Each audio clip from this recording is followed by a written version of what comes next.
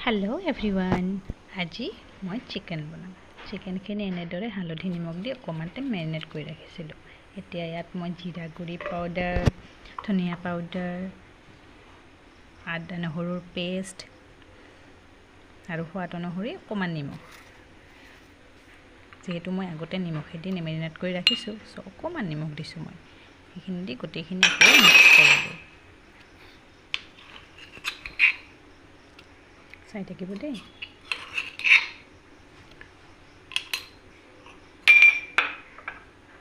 এনেদৰে কেতিয়াবা খুৱাবচোন।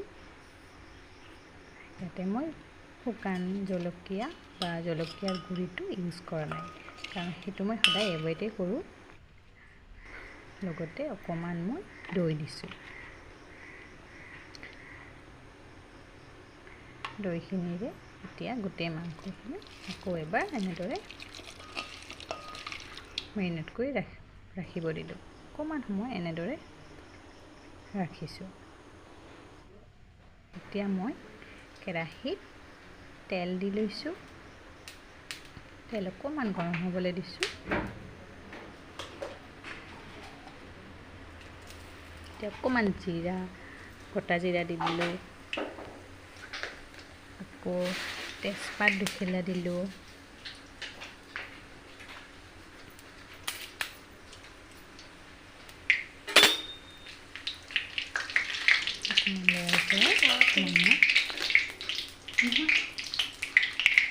কুচি কৰি থোৱা পিঁয়াজবোৰ দি দিছোঁ।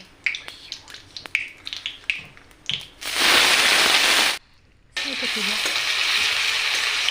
এনেদৰে পিঁয়াজখিনি মই ধুনীয়াকৈ ভাজি লৈছোঁ।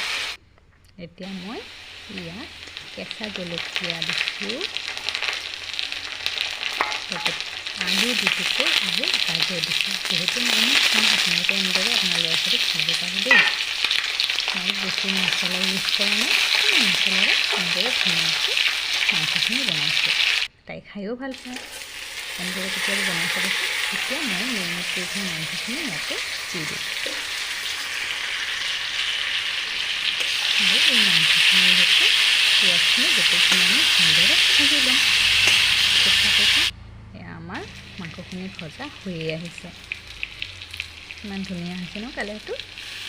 কিন্তু ইয়াতে মই একো বিশেষ মছলা ইউজ কৰা নাই।